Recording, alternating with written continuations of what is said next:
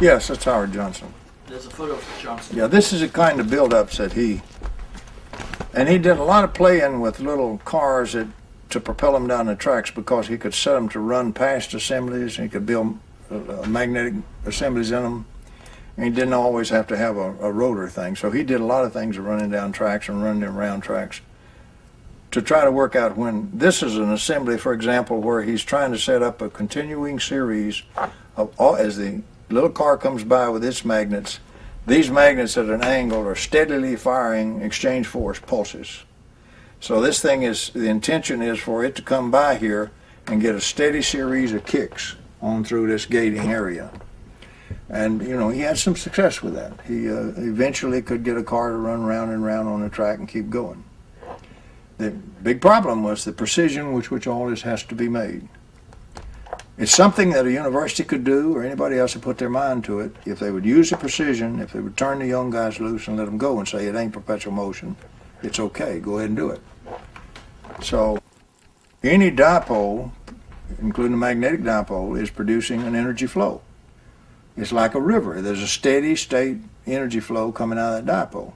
So the problem is, how do you use a steady state energy flow? That's the whole problem. There's no problem in getting the flow of energy from the vacuum. We don't have to rediscover how to extract energy from the vacuum. Charges already do that.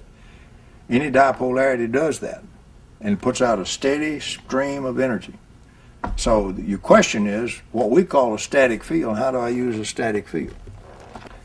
And what he was wanting you to see is that he was putting these pulsars all around underneath what's going to run around it, or what's going to run on the track, or whichever, whether he's using a rotating device like a spindle, or whether he's using a track.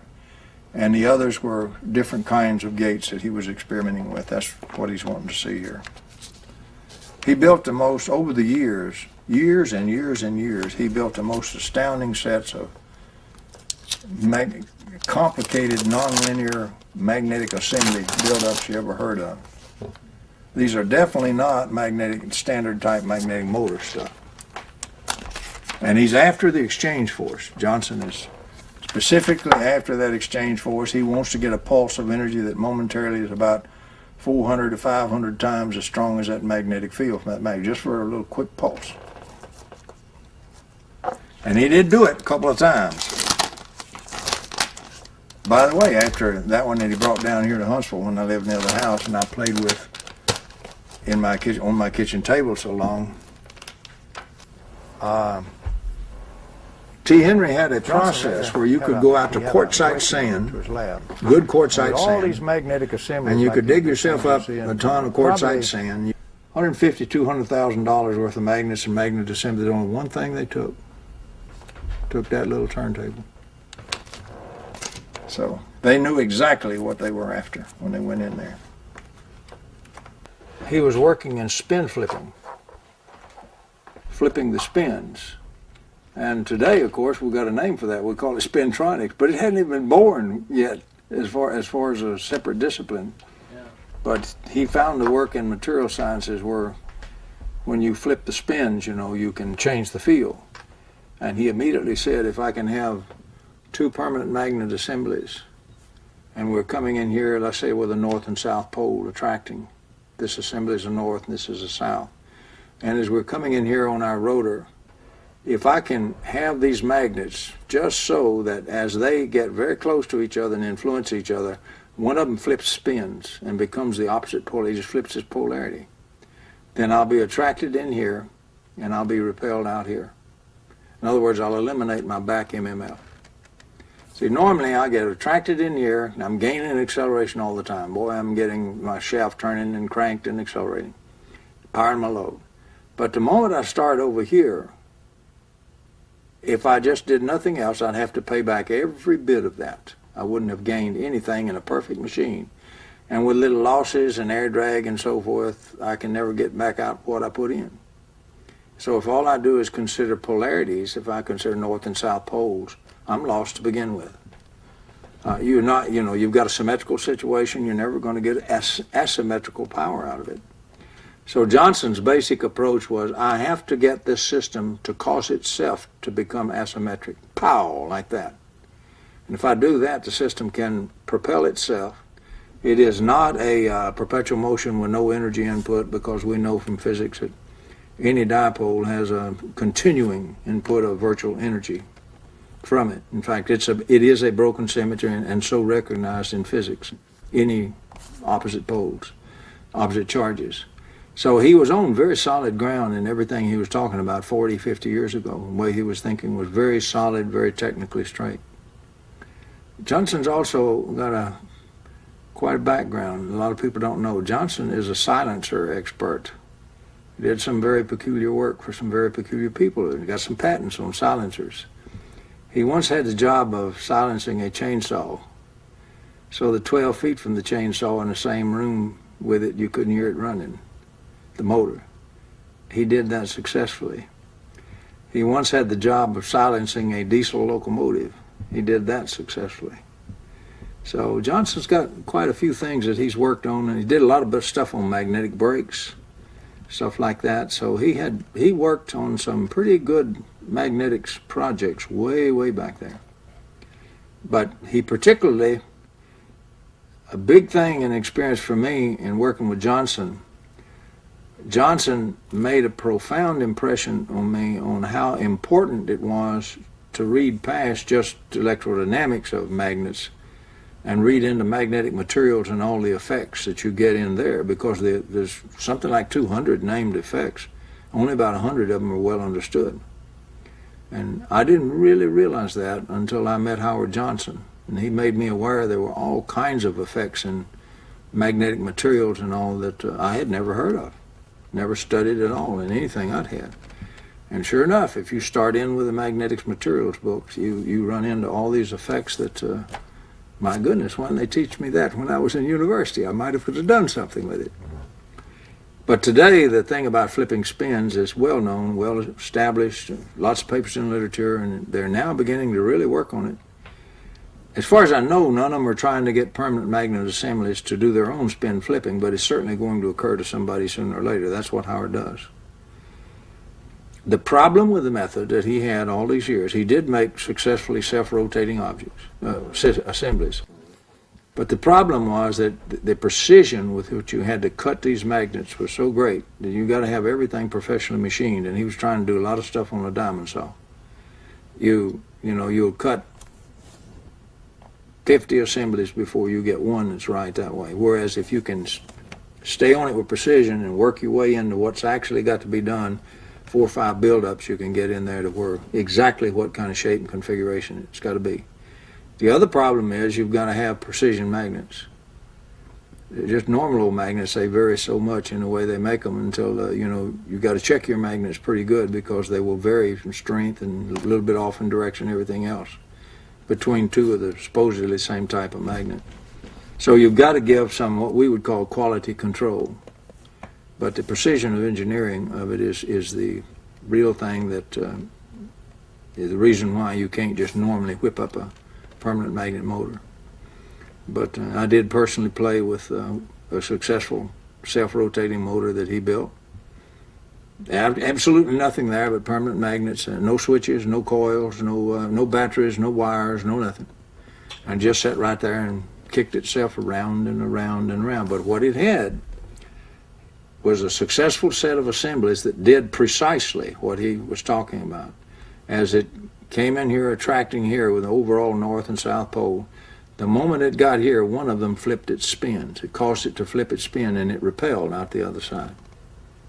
So, and today we know that, that's founded. That's got good scientific foundation. There's nothing wrong with that.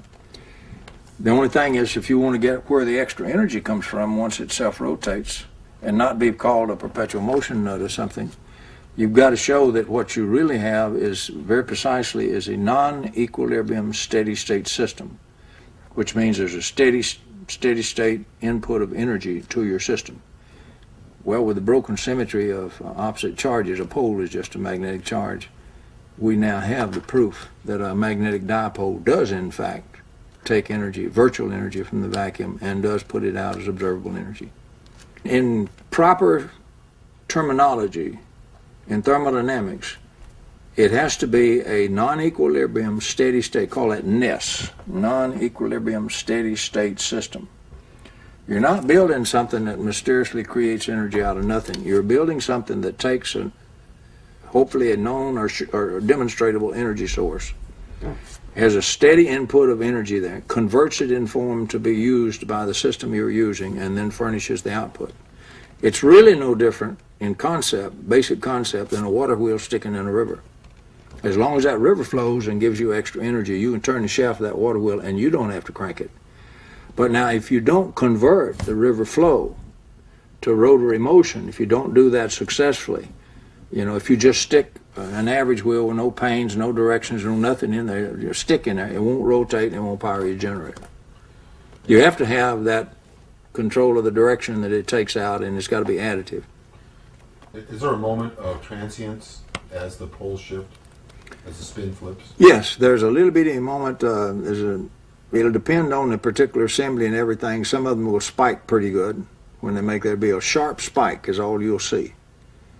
But that's fine, because we measured one of his, a set of his gates. Ken Moore, I hope you meet tomorrow, did the actual measurements on the bench with good force meters and everything, and we showed that you actually do get, he was actually able to get those sudden spikes of opposing forces. Now, that one we were measuring, instead of changing the whole polarity, what it would do, it would give you a sudden spike of opposite polarity momentarily.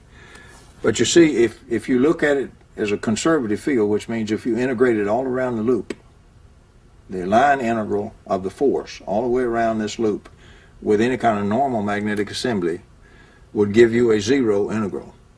A perfect system could not produce any more out than you put in.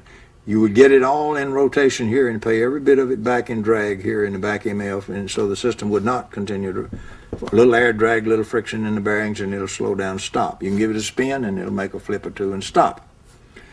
But if it is a nest system, if you're getting a steady input of energy that does get converted, and you can get it in pulses, you don't have to get it as a continuous flow. So what he was doing is he got over here, he would get a sudden spin flip which would create momentarily. By the way, that's called the exchange force. It's known. Feynman discusses it in his 3 volumes of physics, even that far back. Any good magnetic materials science book will discuss adequately exchange forces. And the exchange force can momentarily be hundreds of times stronger than the normal magnetic field of that magnetic assembly.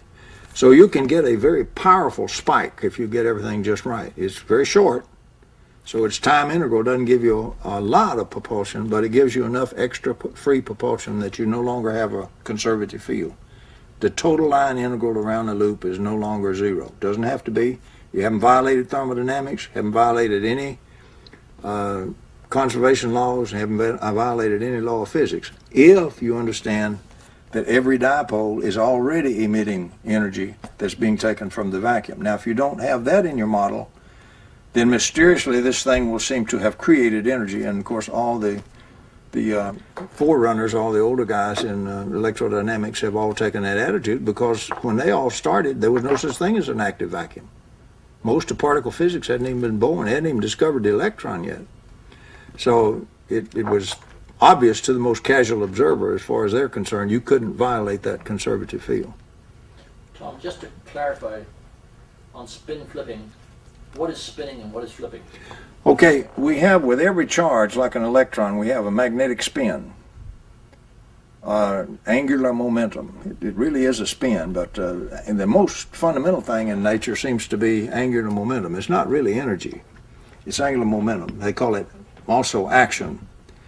And all of this other stuff springs from deeper studies in conservation of angular momentum and so forth. They can show that the conservation laws fall out of this. You get energy conservation, all the other stuff. So you're always worried about your angular momentum and everything's got an angular momentum, everything's spinning. It's a little peculiar, because if you really want to consider it as a spinning object, then it spins 720 degrees instead of 360. It spins one time in one kind of domain, it spins another 360 in the other domain, and starts over again. So you're a little surprised to find out that it's a little bit different from a spinning wheel, but it is spin and it is real, and it is angular momentum, and it is usable. So every charge has also its own spin, and they classify the whole particles by spin, and of course Dave can fill you in very adequately on that. So they study whole classes of particles with this spin or that spin and so forth. But spin is absolutely fundamental in physics, and if you do anything which affects those spins or flips their orientation, you now have energy available to you. It's called exchange force there.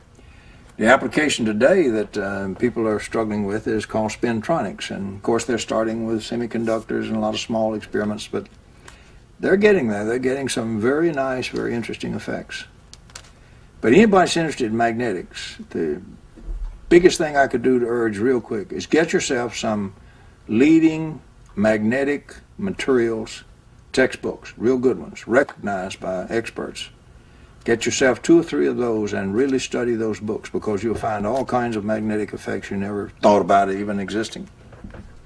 And then when one turns you on and you say, hey, I could make a motor with that, if I could get the materials to do that for me, then take that one and do some research. And that's what Johnson did. And these were some of the build-ups that Johnson made, some of the incredible arrays of gates and getting these thrusters. And as you can see, his biggest problem in the whole thing was, for years and years, he couldn't afford all this high-priced precision machining. So he's working now where he does have access to precision machining, and I'm expecting some real beautiful developments out of Howard Johnson. I would like to see that. Howard is, of course, way up there in age. He's been a very stalwart researcher for many, many years, and I really would like to see him completely successful, but while he's still alive. He's a great person, by the way. I might add that too.